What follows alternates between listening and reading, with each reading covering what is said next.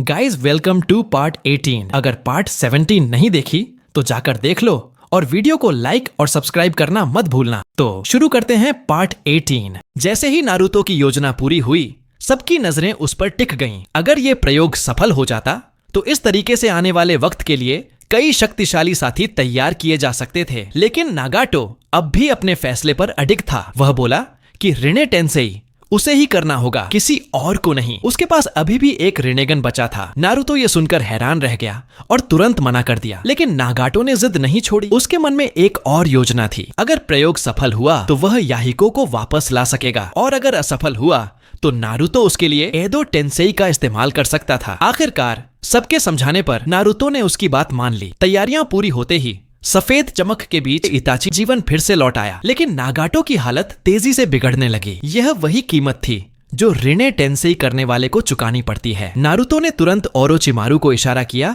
कि वह अगला चरण शुरू करे। ओरोचिमारू ने तुरंत एक व्हाइट जेत्सु को नियंत्रित कर नागाटो पर इज़ानागी रीबर्थ जैसी तकनीक चलाई। एक पल में ही व्हाइट जेत्सु की जीवन शक्ति नागाटो के शरीर में प्रवाहित होने लगी। नारुतो ने भी हाथ रखकर उसमें अपनी चक्रा देना शुरू किया। धीरे धीरे नागाटो के भीतर जीवन लौट आया। उसके सफेद बाल फिर से गहरे लाल हो गए। नारुतो और ओरोचिमारू ने एक दूसरे को देखकर हल्की मुस्कान दी। आखिरकार सफल हो गए। थकावट ने नारुतो के पूरे शरीर को घेर लिया। वह भारी सांसें लेते हुए समझ गया कि यह प्रक्रिया कितनी खतरनाक और ऊर्जा खर्च करने वाली थी। यह तरीका आसानी से दोहराया नहीं जा सकता था, क्योंकि इसमें जीवन और मृत्यु की सीमाएं धुंधली पड़ जाती थीं। पास खड़े इताची ने अपने भीतर की गर्मी महसूस की। वह हैरान था कि वह फिर से जीवित स्वस्थ शरीर में लौट आया है। वह अपनी शक्ति को लगातार बढ़ते हुए महसूस कर रहा था। लेकिन तभी उसके दोनों शारिंगन आंखों से झड़ने लगे, मानो कागज की परतें हों। दरअसल अपने पिछले जीवन में उसने अपनी आंखें सास्के को दे दी थीं। अब दोबारा जी उठने पर वे आंखें स्वाभाविक रूप से वापस नहीं आ सकती थीं। नारुतो ने मुस्कुराकर कहा, फिक्र मत करो, इसके लिए मैंने पहले से तैयारी कर रखी है। उसने अपनी पीठ से एक कंटेनर निकाला जिसमें 2 शारिंगन आंखें थीं। ये थीं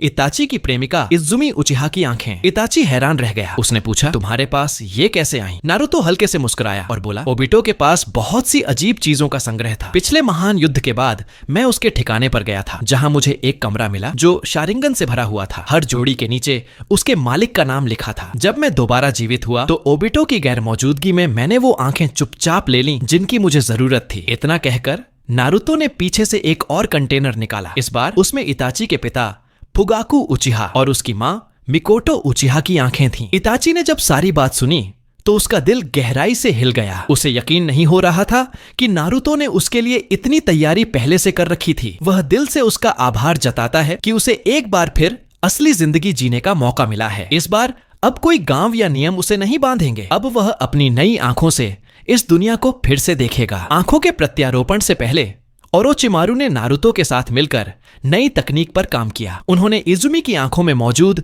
जीन के कुछ हिस्सों को संशोधित किया ताकि वे पूरी तरह इताची के शरीर से तालमेल बिठा सकें। इससे जैसे ही इताची दोबारा मांगेक्यो शारिंगन को सक्रिय करेगा, वह इटर्नल मांगेक्यो शारिंगन के स्तर तक पहुंच जाएगा। ओरोचिमारू की इस प्रतिभा को देखकर सबकी आंखों में फिर से श्रद्धा जाग उठी। यही वह क्षण था जब इताची का पुनर्जन्म पूरी तरह सफल माना गया। इसके बाद नारुतो ने अपनी अगली योजना बताई। वह अब शिशुई को भी जीवित करना चाहता था, लेकिन ओरोचिमारू ने अफसोस जताते हुए कहा, शिशुई का शरीर अगर मौजूद नहीं है तो उसे जीवित करना असंभव है। इताची मुस्कुराया, क्योंकि उसने शिशुई का शरीर बहुत पहले ही गुप्त रूप से सुरक्षित रख लिया था। वह जानता था कि कोतो आमात्सुकामी जैसी तकनीक अगर गलत हाथों में पड़ जाए तो नतीजे भयानक हो सकते हैं। इसीलिए जिस दिन शिशुई ने नदी में छलांग लगाई थी, इताची ने उसी दिन नीचे जाकर उसका शव ढूंढ निकाला और उसे गुप्त रूप से छिपा दिया। बाद में उसने उसे अपनी तोत्सुका तलवार में सील कर दिया था। इतना कहते ही इताची ने कूजो नोको नाम की सील तकनीक सक्रिय की और तोत्सुका तलवार के भीतर से शिशुई का शरीर बाहर निकल आया। कई सालों बाद भी उसका शरीर आंखों को छोड़कर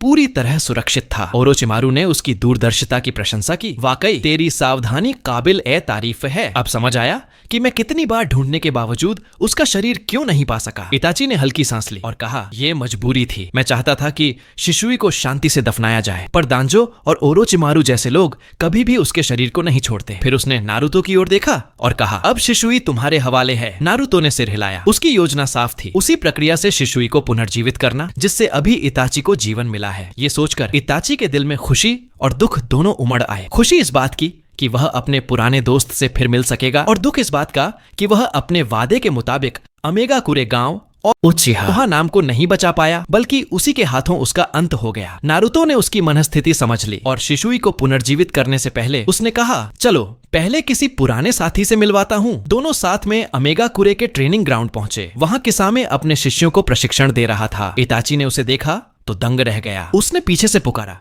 किसामे। किसामे ने वो जानी पहचानी आवाज सुनी और एकदम मुड़ा। वह देखता है कि सामने इताची खड़ा है। उसकी आंखें फैल गईं। इताची सान, क्या ये सच है? आप तो अपने भाई के साथ युद्ध में मारे गए थे। इताची मुस्कुराया और बोला, लंबी कहानी है, लेकिन अब मैं वापस आ गया हूँ और इस बार मैं नारुतो के साथ रहकर उसकी मदद करूंगा। किसामे ने मुस्कुराते हुए कहा, फिर से स्वागत है इताची सान। यह सोच भी नहीं सकता था कि आगे चलकर इताची के साथ फिर से किसी मिशन पर जाने का मौका मिलेगा। दोनों ने कुछ पल के लिए एक दूसरे की तरफ देखा और फिर जोर से हंस पड़े। किसामे के जीवन दृष्टिकोण ने लोगों पर वाकई गहरा असर डाला था और इस दौर में इंसानों की दुनिया में सिर्फ वही था जो ठंडे और निर्दयी किसामे के दिल में भी हलचल पैदा कर सकता था। पुराने दोस्त से मिलने के बाद सबने शिसुई से मिलने की तैयारी कर ली। कुछ दिन के आराम के बाद सब दोबारा ओरोचिमारू की लैब में पहुंचे। सब कुछ ठीक उसी तरह हुआ जैसे पहले इताची को जीवित किया गया था। ओरोचिमारू और नारुतो ने सारी तैयारियां पूरी कर ली और फिर नागाटो ने शिसुई की तरफ हाथ बढ़ाते हुए रिन्ने टेंसे नो जुत्सु सक्रिय किया। शिसुई और उसके शरीर से एक साथ सफेद रोशनी निकलने लगी। हालांकि सब कुछ ठीक चलता दिख रहा था, लेकिन नारुतो साफ महसूस कर सकता था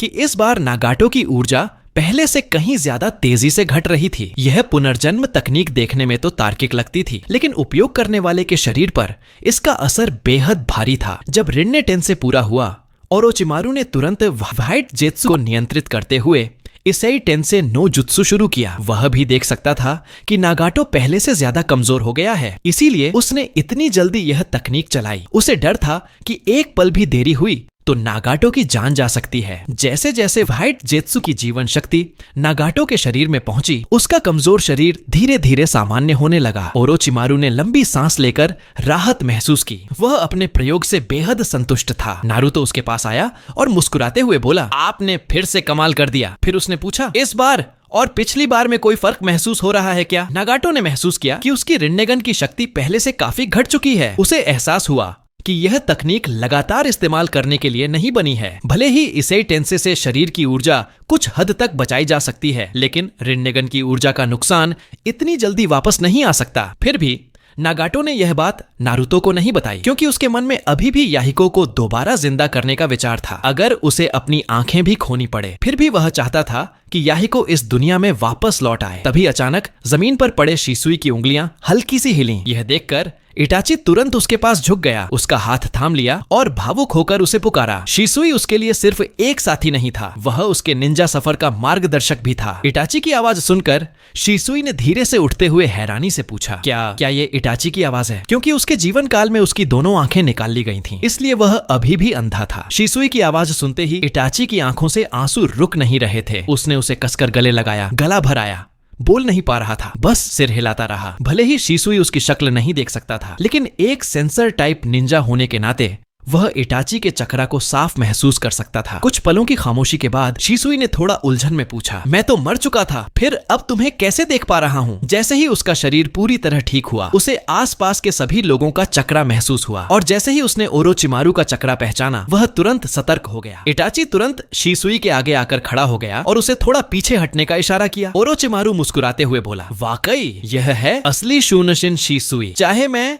कितनी ही बार इसेई टेंसे कर लूं, फिर भी वह मेरी चक्रा को तुरंत पहचान लेता है। शिसुई ने गंभीर स्वर में कहा, ओरोचिमारू, तुम तो वो हो जिसे तीसरे होकागे ने हमेशा नजर में रखने को कहा था। तुम्हारे इरादों से मैं भली भांति परिचित हूँ। इताची ने हल्की मुस्कान के साथ समझाया। अब ओरोचिमारू सान हमारे अपने साथी हैं। यह सुनकर शिसुई चौंक गया। अचानक उसके गले में ठंडक सी महसूस हुई और अगले ही पल वह बेहोश होकर जमीन पर गिर पड़ा। ओरोचिमारू ने खास दवा का इस्तेमाल कर उसे अस्थायी रूप से बेहोश कर दिया, क्योंकि अब उसे शिसुई की आंखों का प्रत्यारोपण करना था। नारुतो ने शिसुई की दोनों आंखें बाहर निकाली और ओरोचिमारू, जो अब इस प्रक्रिया में माहिर हो चुका था, ने बड़ी सहजता से सर्जरी पूरी कर दी। यह देखकर इताची भावुक हो गया। यकीन नहीं होता कि आज शिसुई की आंखें फिर से उसी के पास लौट आई हैं। कुछ घंटों बाद शीसुई को होश आया। उसने अपनी पलकों की हरकत महसूस की और जैसे ही आंखें खोली उसकी नजर सबसे पहले इटाची के चेहरे पर पड़ी। इस तरह शुनशिन शीसुई ने आखिरकार फिर से इस दुनिया को देखा। जैसे ही उसने इटाची को देखा, अब पहले से ज्यादा कमजोर और थका हुआ, उसका दिल भर आया। इन 10 सालों में तुम्हें बहुत कुछ झेलना पड़ा होगा, है ना? इटाची ने हल्की मुस्कान दी। चेहरे पर एक दुर्लभ नरम भाव उभरा। शीसुई के सामने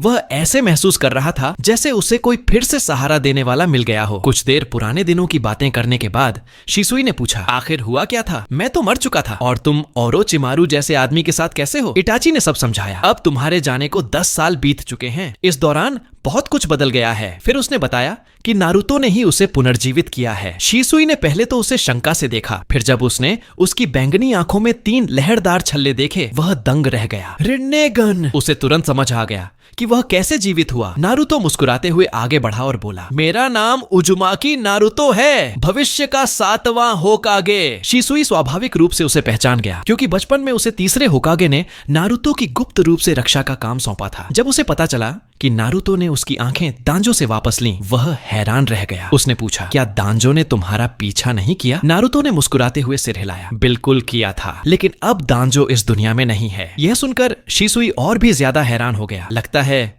मेरी गैर मौजूदगी में बहुत कुछ बदल गया। फिर उसने पूछा, गांव और तीसरे होकागे का क्या हाल है अब? अगर दांजो, वो अंधकार का निंजा, अब नहीं रहा तो क्या उचिहा कबीला और गांव के बीच अब शांति है? इतना सुनकर इटाची कुछ पल के लिए चुप रह गया। तो यहीं तक था वीडियो गाइस। वीडियो कैसी लगी कमेंट सेक्शन में बता देना। धन्यवाद। मिलते हैं अगले वीडियो में।